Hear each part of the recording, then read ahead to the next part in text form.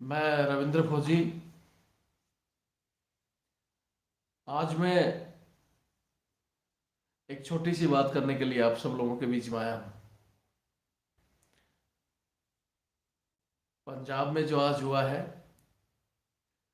प्रधानमंत्री जी की सुरक्षा में जो चूक हुई है, वो गलती किसकी है? आज वो गलती स्वयं सरकार की है।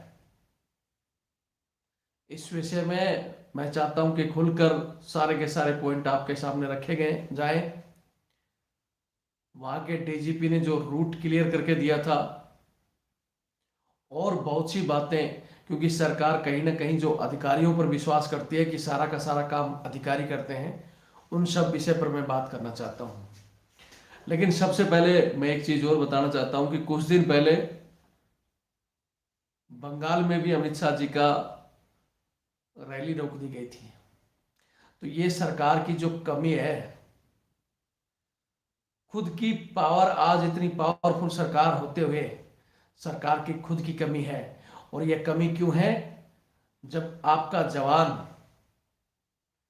जवान कभी किसी स्टेट में मार खाता है, कभी कहीं पुलिस द्वारा जवान जब मार खाता है, तो किसी रक्षा मंत्री, किसी गृह मंत्री या प्रधानमंत्री के मुंह से आवाज तक नहीं आती। किसी भांड मीडिया के द्वारा नहीं कहा जाता कि आपका केंद्र का सेना का जवान या आपका एक फौजी मारा गया। आए दिन पुलिस द्वारा जब मारपीट होती है, तो सब मुंह सील के जब बैठते हो, तो आगे ऐसे ही हादसे होंगे। आपको सुरक्षा देने वाले, चाहे वो एसओजी के जवान हो, एनएसजी कमांडो हो, कोई भी हो, धरातल पे आपको सुरक्षा देते हैं वो जवान। लेकिन उन जवानों की हालत पहले भी इतिहास गवाह है कि पहले जो राजाओं के राज थे, जिसने अपने सैनिकों की हालत जिसने इस तरह तितर बितर कर दी, उस राजा का पतन हुआ है। और आज के दिन भी जब केंद्र सरकार अपने सैनिकों की इज्जत नहीं कर सकती, आए दिन, अभी कुछ दिन पहले मेरठ में एक नायक सूबेदार जवान ड्यूटी को मारा गया, उत्तराखंड में एक जवान को मारा गया, कुछ दिन पहले रिटायर्ड सैनिक को मारा गया। उस समय प्रधानमंत्री, रक्षा मंत्री या गृह मंत्री क्यों नहीं बोलते? उस समय किसी मीडिया को, किसी भी बीजेपी के नेता को या कांग्रेस के किसी नेता को कोई परवाह नहीं कि एक जवान मारा गया या एक जवान के साथ मारपीट की गई। उस समय नॉर्मल आप लेते हो, और वही चीजें धीरे धीरे स्टेट को आप इतना चढ़ाकर रखे हो।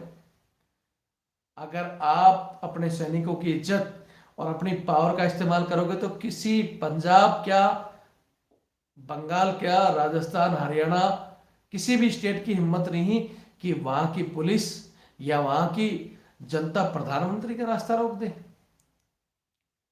लेकिन उनको पता है कि जिस जिस सुरक्षा के ऊपर आप कूद रहे हो, आप सिर्फ विश्वास करते हो अधिकारियों पर, और वो अधिकारी तो खुद हर साइड से जवानों को शोषण कर रहे हैं। वो ब्रिटिश की तरह ये आज के अधिकारी ऐसे हैं। बीजेपी की सरकार आई तो बीजेपी के चमचे, कांग्रेस की आई तो कांग्रेस के चमचे। इन पर आप विश्वास करोगे? विश्वास कर सकते हो तो जवानों पर, जो अपनी छाती सामने कर देते हैं। वहां 20 मिनट प्रधानमंत्री जी खड़े हुए तो वो जवान ही खड़े थे कार के आसपास, कि अगर कहीं से कोई खतरा भी आया तो अपना सीना आगे करके खड़े थे वो। हालांकि इस विषय पर मैं ये नहीं कह सकता, जो एक हवा उड़ाई जा रही है कि प्रधानमंत्री जी ने कहा कि मैं बच के वापस आ गया। जब तक प्रधानमंत्री जी अपने ट्विटर वेरीफाई अकाउंट पर क्लियर ना करें या व्यक्तिगत बयान ना दें, तब तक ये एक राजनीतिक एजेंडा बना हुआ है। इस विषय में हम कुछ नहीं कह सकते। लेकिन आज मैं सिर्फ एक बात यहाँ कहना चाहता हूँ कि आपके जवानों का स्तर जो आप गिरा रहे हो, राज्य पुलिस आपके जवानों को मार रही है, सेना देश का ताज होती है, और उस ताज को पिटते हुए आप लोगों ने खुद देखा है। 15-15 दिन जेल कटवा दी पुलिस वालों के कहने पर। जो सबको पता है, रेडी रिक्शा 2 नंबर के काम पर जो लोग बड़े बड़े बंगले बनाकर बैठे हैं, उन लोगों के झूठे आरोपों के बीच में एक हमारे सैनिक को 15 दिन जेल काटनी पड़ रही है। वहां बीजेपी यूपी आप ही की सरकार है, वहां आप कुछ नहीं बोलते हो, किसी नेता ने कुछ नहीं बोला। यहाँ पंजाब में हो जाता है तो पूरे आपके मंत्री, मीडिया आती है, कांग्रेस सरकार से जवाब मांगती है। मेरा यहाँ कोई कटाक्ष का मतलब नहीं था प्रधानमंत्री जी, और ना ही देश की जनता से। हमारे लिए हमारा देश, हमारे प्रधानमंत्री और सरजमी हमारी जान से भी ज्यादा प्यारी है। लेकिन आप लोग हमारी ही इज्जत नहीं करते हो तो हम किसकी रक्षा करेंगे? आज भी ये अंग्रेज चले गए, लेकिन हमारे जो काले अंग्रेज है ये सहायक प्रथा को बंद नहीं करना चाहते। 10-10 जवानों को अपनी सिक्योरिटी में लेकर बैठे हैं, जवान समय से छुट्टी नहीं काट रहे हैं, जवानों के आए दिन सुसाइड केस आ रहे हैं। क्यों नहीं कोई सरकार, मीडिया या कोई मंत्री की आवाज आती है? उस समय आपको लगता है कि देश का सैनिक की कोई वैल्यू नहीं है? आपको लगता है ये जनरल, कर्नल या आईजी, डीआईजी आपकी सुरक्षा कर पाएंगे? क्यों आज सवाल उठाया जा रहा है कि वहां के पंजाब के डीजीपी ने रोड क्लियर करके दिया था, उसके बावजूद प्रधानमंत्री जी को रूट बदलना पड़ा? आप विश्वास करते हो इन डीजीपी पर या इन पर विश्वास करते हो? और ये हमारे ही अधिकारी, अरे हमारे तो खुद चीफ ऑफ डिफेंस स्टाफ तक को ऐसी एक हेलीकॉप्टर में उनकी दुर्घटना में हो गई मृत्यु, और किसी मीडिया ने, उसने एक दिन का कोई शोक व्यक्त नहीं किया। इसलिए मैं यहां ज्यादा कुछ नहीं कहना चाहता। एक बात फिर कहता हूं कि अगर सुरक्षा में चूक हुई है तो उसके जिम्मेवार खुद सरकार है। वोट बैंक की राजनीति आप जो कर रहे हो, आपके जवानों के लिए पिटते हैं तो क्यों नहीं बोलते हैं मंत्री जी? एक बार जब किसी अधिकारी पर आंच आई महाराष्ट्र में और वहां शिवसेना की सरकार थी, तो राजनाथ जी बयान देते हैं। राजनाथ जी कहते हैं कि जी हम इस समय हस्तक्षेप करेंगे, लेकिन उसके बावजूद यूपी में 3-4 केस हो चुके हैं, उत्तराखंड में केस हो चुके हैं, बहुत जगह केस हो चुके हैं, वहां क्यों नहीं बोलते हमारे मंत्री, गृह मंत्री जी? आप कहते हो जवानों को 100 दिन छुट्टी देंगे। कोरोना, आज भी मेरे पास जवानों का जो आ रहा है कि कोरोना के टाइम में लोगों की अगली 2022 तक की छुट्टियां पब्लिश कर चुके हैं। अधिकारियों का विश्वास करोगे? अधिकारी सिर्फ आपके उसी काम के लिए हैं कि जो फंड गबन करने के लिए इस देश का जो बजट किसी भी पार्टी के नेता चाहे अधिकारी डकार रहे हैं, और जो देश की सुरक्षा जिसके कंधों पर है, जिन जवानों के कंधों पर, उन जवानों की जो हालतें हो रही हैं वो देश के लिए बहुत बड़ी मुसीबत है। मेरा जो पॉइंट था मेन आज यही है, कोई भी किसी भी पार्टी की सरकार हो, चाहे बीजेपी की, कांग्रेस की, वो अपने जवानों की रक्षा नहीं कर सकती। जवानों को जो इस तरह पिट पाएगी उनका भी नंबर आएगा, और आया है। आपको बंगाल में गृह मंत्री जी को हेलीकॉप्टर को नहीं उतरने दिया, आज आपको 20 मिनट पंजाब से बिना रैली करके लौटना पड़ा, और इसका मेन कारण है कि आपने जवानों की इज्जत नहीं रखी, तो आज लोगों ने आपको वहां से खदेड़ दिया। ये तो वही बात होगी महाराजा, राजा महाराजाओं की तरह की, दिल्ली की गद्दी पर बैठा कोई है, वहां से भागना पड़ रहा है। ये शर्मनाक है। आज हमें भी एहसास हो रहा है कि हमारे, मैं फिर कह रहा हूं कि हमें दुख हो रहा है कि हमारे प्रधानमंत्री जी के साथ ऐसा हुआ है। लेकिन होने का कारण क्या है कि प्रधानमंत्री जी ने हमारी इज्जत नहीं रखी, हमारे जवानों की इज्जत नहीं रखी, हमारे जवानों को आए दिन पिटने के लिए छोड़ दिया। जो कानून आप में लिखा हुआ है, उस दिन मैंने जो मेरठ का केस बताया था कि वकील ने हंगामा किया तो वकील की जमानत होगी और फौजी को 15 दिन जेल में रहना पड़ा। जब आपके जवान, सेना के जवानों की इज्जत नहीं, तो आपको सुरक्षा देगा कौन? पब्लिक से रक्षा कौन करेगा? मेरा जो पॉइंट था वो मैं कह चुका हूं। अगर अभी किसी का कोई पॉइंट हो तो बता दें, एक बार फिर क्लियर कर दूं कि प्रधानमंत्री जी का जो रूट था, वहां से पहले मुझे जरूरी है कि भाई रूट चेंज किया गया था, लेकिन वहां के डीजीपी ने, वहां के एसएसपी को, अभी हम न्यूज देख रहे थे कि एसएसपी को सस्पेंड कर दिया। जिम्मेवारी जब डीजीपी ने ली थी, बड़े अधिकारी जिम्मेवारी तो लेते हैं, मेडल लेना हो तो तुरंत आगे आ जाते हैं, फोटो खिंचवानी है तो आ जाती है, और बाकी ये पार्टियों में ही गटर मस्ती में। मैं कह रहा हूं कि हमारी जो ज्यादातर फोर्स मेंबर हैं, जवानों को छुट्टी नहीं काट पड़ा, या जवानों की जो ऊपर जो समस्या आ रही है वो कहीं ना कहीं इनकी अय्याशियों की वजह से। सरकारी ड्यूटी कम और इन लोगों की अय्याशियों की ड्यूटी ज्यादा करते हैं हमारे जवान। एक बार फिर कहता हूं कि जवानों की इज्जत रखोगे तो आपकी इज्जत होगी, नहीं तो आज पंजाब से, कल राजस्थान से और कहीं से घूम फिर कर यही हाल होगा। मेरे विचार थे जो मैंने कह दिया। आप लोगों के किसी के भी विचार हो जो आप बता सकते हो। और एक दूसरी बात यहां मैं और हमारे जवानों को बोल दूं कि आज हमारे जो 6 लाख सब्सक्राइबर हुए उसके लिए ऑलरेडी मैंने वैसे बधाई आपको दे दी है। आज फिर एक बार बधाई देता हूं कि हम 6 लाख सदस्य पूरे हो चुके हैं। इसके बावजूद कि हमारे अधिकारियों ने, उन काले अंग्रेजों ने रोकने की कोशिश करने के बावजूद हम 6 लाख हुए हैं। मतलब वो काले अंग्रेज सुधरेंगे नहीं, वही अंग्रेजों की तरह दमनकारी नीतियां कि इनको दबाया कैसे जाए, नए नए नियम निकाल कर, उसके बावजूद सच्चाई कभी दबती नहीं है। इस देश की सुरक्षा के लिए पहले भी जवानों ने जान दी और जवानों पर ही ये भार पड़ा है। अगर रात को कोई बाहर खड़ा है या कोई लड़ रहा है तो वो जवान ही है, लेकिन हालत सबसे खराब जवानों की। जब ऐसी स्थिति आती है तो अभी अमित शाह जी और मोदी जी घोषणा कर देंगे जी हमें तो जवानों ने बचाया, हम तो जवानों के कायल हैं और जवानों को 100 दिन 300 दिन छुट्टी देंगे, 100 दिन छुट्टी देंगे। लेकिन आपके जो अधिकारी जिनकी घोषणाओं पर आप वो रूट क्लियर करते हो और जाकर फंस जाते हो, वही जवानों के ऊपर प्रहार करते हैं, जवानों को दबा कर रखते हैं। 50% नफरी उन्हीं के घरों में, कोई कुत्ता घुमा रहा है, कोई झाड़ू पोछा में लगा हुआ है, कोई उनकी पार्टियों में वेटरगिरी कर रहा है। उस पर ध्यान क्यों नहीं देते मोदी जी? मेरे जो पॉइंट थे हो चुके हैं। आप लोगों के किसी का कोई पॉइंट है तो मैं भी एक बार पढ़ देता हूं। और काफी थोड़ा सा फास्ट मैसेज आ रहे हैं, किसी का कोई इंपॉर्टेंट मैसेज है तो वो मैं पढ़ कर जरूर बताता हूं एक बार।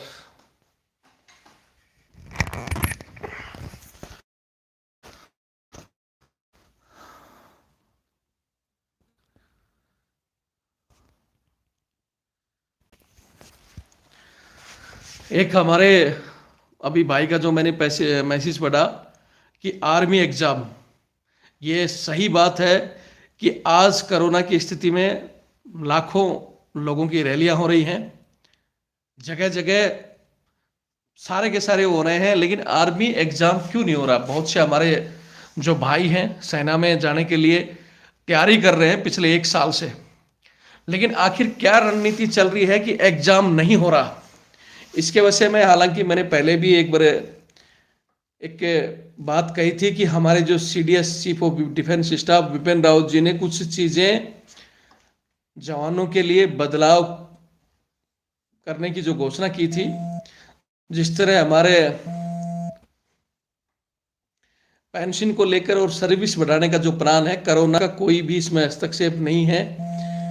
कहीं ना कहीं ये कॉल ना करे जो भी अभी कर रहा है कुछ समय के लिए। जो हमारा एग्जाम है वो एग्जाम डिले किया जा रहा है, उसका कारण कोरोना नहीं है दोस्तों। कहीं ना कहीं कुछ चीजें हमारे जो CDS बने थे उस सरकार के दबाव में आकर कुछ अलग फैसले या उनको दबाया जा रहा था।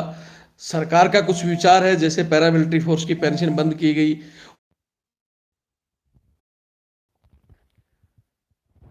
जो भी सिस्टम है उसके बाद ही एग्जाम होगा। वैसे अभी जितने भी जो तैयारी कर रहे हैं हमारे भाई, उनको मैं एक बता देना चाहता हूं कि शायद आने वाली ये जो जनवरी है इसमें 100% एग्जाम होगा। उसकी तैयारियां लगभग पूरी हो चुकी हैं। जो भी तैयारी कर रहे हैं वो अपनी पूरी जो लास्ट कुछ दिन बचे हैं उसका तैयारी करें और एग्जाम जरूर होगा। और अगर जनवरी में एग्जाम नहीं हुआ तो उसके लिए काफ़ी बंदों के भी हमारे पास मैसेज आए हुए हैं और हमने भी ऊपर अल्टीमेट दिया हुआ है कि एग्ज़ाम नहीं होगा तो फिर कोई बड़ी जवानों की जो भर्ती वाले युवाओं की तरफ से कहीं ना कहीं कोई बड़ा धरना प्रदर्शन या बड़ा आंदोलन होगा। जनवरी तक का उनको टाइम दिया गया है और मैं फिर कह रहा हूँ कि 99% चांस है कि जनवरी में टेस्ट होगा। जो हमारे अभी एक भाई ने लिखा प्रीमेचर, तो प्रीमेचर की वैसे तो हालांकि 2023 तक के लिए रोक थी प्रीमेचर जाने पर, लेकिन 2021 जुलाई में जो बिल्कुल 0% रोका हुआ था उसको कुछ परसेंटेज खोल दिया गया है और 23 तक पूर्णतः खुल जाएगा। ये भर्ती रोकना और प्रीमेचर की डेट को बंद करना, उसके खिलाफ मैं फिर कह चुका हूँ कि कहीं ना कहीं एक बड़ी रणनीति चल रही है। जैसे हमारी अभी कुछ कोर लिया, मैंने बीच में बताया था कि सर्विस बढ़ाने का जो प्लान चल रहा है कुछ कोर के लिए, और उसके बाद में धीरे धीरे हो सकता है इन्फेंट्री के लिए भी हो। और अच्छा ही सिलसिला रहा तो कोई जवान शायद ही जवान रहकर इतनी लंबी सर्विस नहीं कर पाएगा और कुछ ना कुछ दिक्कतें आएंगी। तो प्लान, हालांकि सीडीएस साहब आने के बाद में अभी आगे क्या होगा उसका मुझे पता नहीं है, लेकिन फिर कहता हूं कि प्रीमेचर जो है वो शायद आपका 2023 में खुल जाएगा पूर्णतः। और किसी का कोई भी अगर खास पॉइंट हो तो बता सकते हैं। सर आर्मी भर्ती कब होगी? आर्मी भर्ती कब? आर्मी भर्ती जनवरी से, अभी से आप सबको पता होगा कि आसाम राइफल की भर्ती जारी है, अभी जनवरी में होने वाली है। आरटी सेंटर नासिक में भर्ती शायद इसी महीने में है। और लगभग अभी 2022 में जितनी भी ओपन रैलियां हैं और जितनी भी भर्तियां हैं सब ज़्यादा से ज़्यादा और जल्दी से जल्दी होंगी और ज़्यादा से ज़्यादा वैकेंसी आएंगी। जो भी वह तैयारी कर रहे हैं वो ज़्यादा से ज़्यादा अपनी तैयारी करें। मैं बता रहा हूँ आपको कि बहुत ज़्यादा वैकेंसियों के साथ 2022 में सभी जगह भर्तियां होंगी। और वो जनवरी से ही आसाम राइफल और हमारे आरटी सेंटर की शुरू हो चुकी है और बाकी सेंटरों की डेट भी जल्दी ही घोषणा होगी और ओपन रैलियों की डेट भी जल्दी से जल्दी घोषित की जाएगी।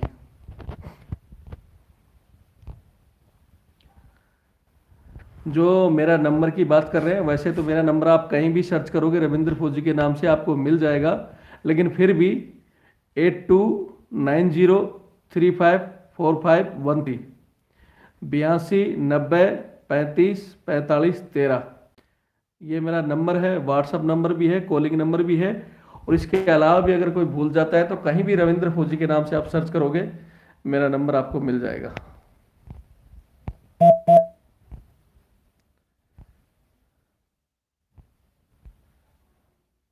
एग्जाम का मैंने बता दिया कि 99% इसी जनवरी में एग्जाम होगा। अपनी ज़्यादा से ज़्यादा तैयारी करो और नहीं होगा तो उसके लिए फिर हम, जैसे मेरे पास काफ़ी कॉल आए हुए हैं, हम जल्दी से जल्दी उसके लिए आगे कोई ना कोई फाइट करेंगे।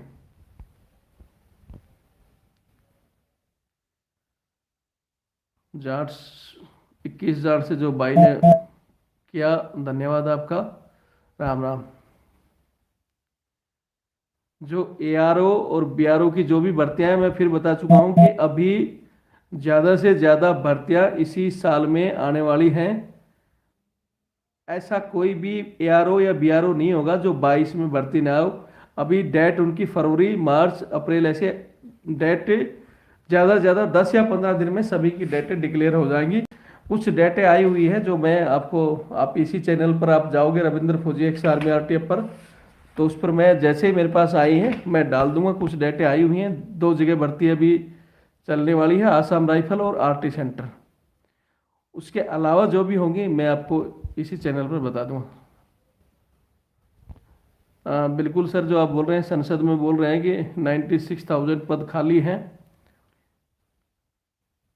मैं फिर कह रहा हूं कि भर्तियां अभी तक होनी थी और ये टेस्ट भी हो जाना था और लोगों का टर्निंग भी पूरा हो जाना था, लेकिन कहीं ना कहीं कोई बड़ी एक चेंजमेंट चल रही है। उस चेंजमेंट की वजह से भर्ती का ये टेस्ट रुक रहा है। कोरोना के कोई भी इसमें फॉल्ट नहीं है, बहुत से बाकी टेस्ट भी कराए गए हैं, यहाँ तक कि एनडीए का भी पेपर हुआ है, इसलिए इसमें कोरोना की कोई दिक्कत नहीं है।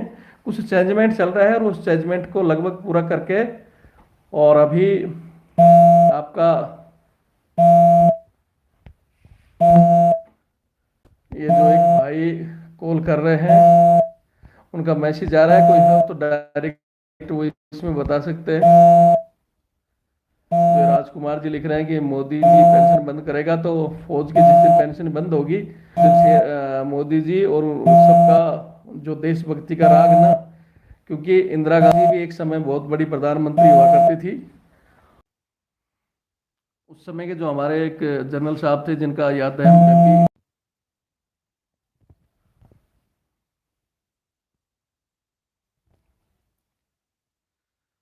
और विजय सिंह जी, क्या पॉइंट है आपका सर? क्या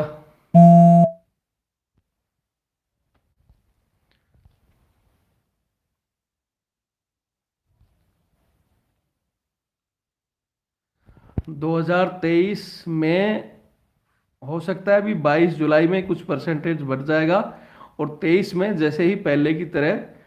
और खुद सरकार बहुत ज़्यादा लोगों को घर भेजने की तैयारी कर रही है। उसमें कैटेगरी बंदे भी हैं, और प्रीमेचर जनों के लिए ओपन होगा जो जाना चाहेगा, तो उसकी टेंशन नहीं है। प्रीमेचर बहुत जल्दी खुलने वाला है। आईटीबीपी फोर्स में रिजाइन देना चाहता हूँ।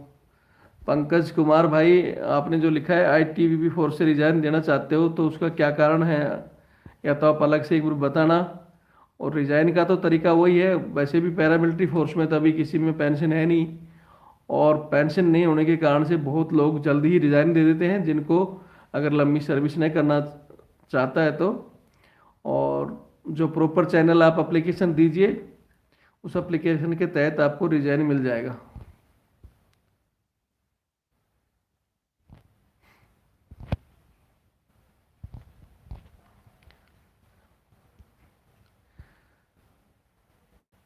इकतीस जनवरी को एग्जाम मैंने कई बार बता चुका हूँ, काफ़ी लोगों के जो आ रहे हैं। 31 जनवरी को लगभग 99% एग्जाम होगा, उसकी पूरी तैयारी लगभग हो चुकी है। मैं आपको बता रहा हूँ कि अपनी तैयारी करें, 100% एग्जाम होगा। टीए की भर्ती के बारे में जो पूछ रहे हैं, टीए की भर्ती भी इसी साल बाकी भर्तियों के साथ ज़रूर आएगी। और कुछ अपडेट आया है जो मैं आपको अलग से, जैसे ही इस चैनल पर आप मैं डाल दूंगा आपको पोस्ट के जरिए कि कहाँ कहाँ भर्ती है, वो मैं आपको इस पोस्ट में दे दूंगा जैसे ही।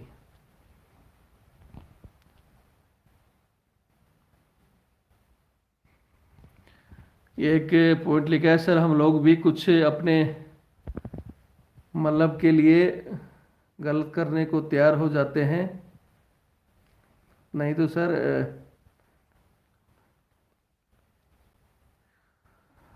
जो आपने लिखा है चंद्र प्रकाश जी, मैं आपका कमेंट्स अच्छी तरह से समझ नहीं पाया, आपने क्या लिखा था। प्लीज़ या तो दोबारा लिखें, जो गैप देकर कि क्या कहना चाहते हैं। सुनील यादव जी, पीएमआर मैंने बताया कि 21 जुलाई से कुछ परसेंटेज खुल चुका है, और 23 जुलाई के बाद में लगभग लगभग पहले से जो पीएमआर की प्रक्रिया थी वो शुरू हो जाएगी। 2 साल के लिए जो कोरोना की,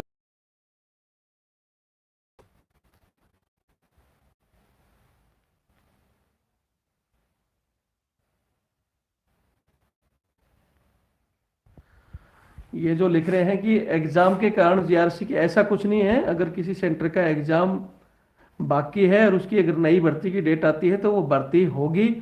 एग्जाम की अलग प्रक्रिया है, और जो भर्ती की अगर शेड्यूल जारी कर दिया है तो वो भर्ती जरूर होगी, वो कैंसिल नहीं होगी।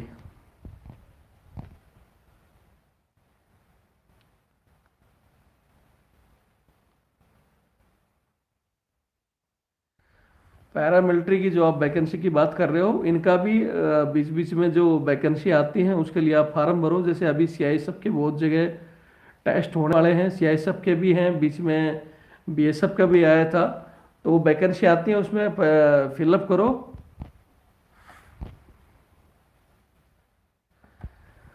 उम्र में छूट का काफ़ी जगह से लोगों ने एमओडी, मिनिस्ट्री ऑफ डिफेंस में भी दिया है, रक्षा मंत्रालय को भी लेटर गया है।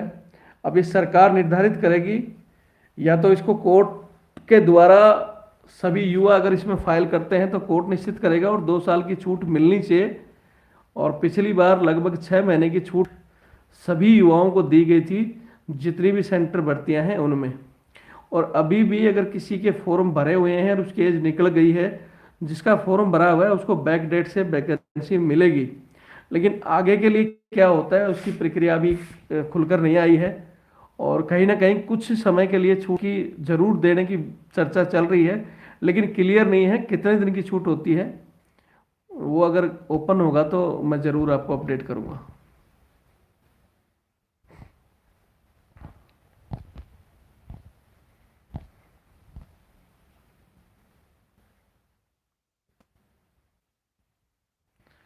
बिल्कुल, जो आपने लिखा कि आर्मी की तैयारी कर रहे हैं, बिल्कुल करते रहिए, और जल्दी ही बहुत सारी भर्तियां आने वाली हैं। फिट रहिए।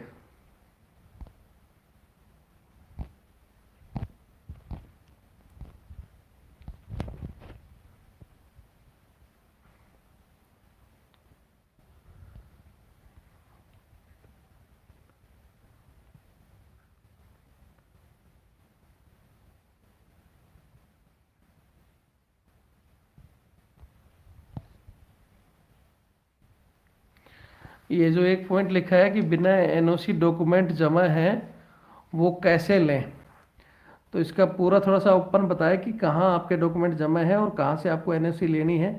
उसका थोड़ा सा खुलकर इसमें पूरा कमेंट्स लिखें तो आपको जवाब दिया जाएगा ज़रूर। एग्ज़ाम का कई बार बता चुके हैं कि जनवरी में 100% एग्ज़ाम होगा। ये एक जो पॉइंट लिखा है जयराम भाई ने, सर क्या अधिकारी रिक्रूटमेंट में पैसे बिना पैसे का रहता है क्या, आप इसके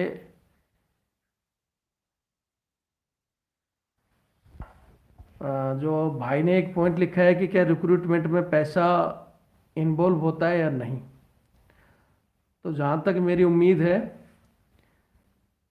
किसी भी टेस्ट में कोई पैसा नहीं चलता है। कुछ लोग गुमराह करते हैं, और बीच में कुछ लोग थे जो खाते भी थे, वो आपने देखा होगा, कुछ अभी पकड़े भी गए हैं, सीबीआई के अंडर में हैं। और जो 2 टेस्ट कैंसिल होने के बाद में बहुत ज़्यादा सख्ताई है, और उन जो पेपर कैंसिल हुए थे और जगह जगह जो पेपर लीक हो रहे हैं उसी की वजह से भी कुछ अच्छी तैयारियों के बाद ही पेपर कराया जाएगा। और इस बार कहीं कोई भी अगर पहले कहीं चलता होगा तो भी नहीं चलेगी। जो पढ़ेगा लिखेगा वो पास होगा। इसलिए अपनी भरपूर तैयारी कीजिए और इस बार जो मौका है उसका फ़ायदा उठाइए।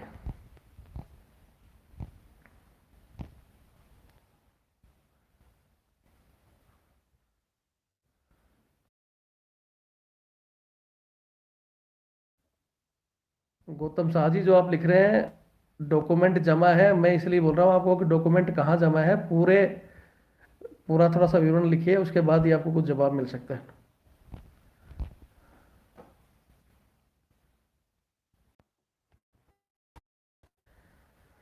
भाई एग्जाम के लिए जो बंदे परेशान हैं, मुझे काफी वेट करना पड़ रहा है।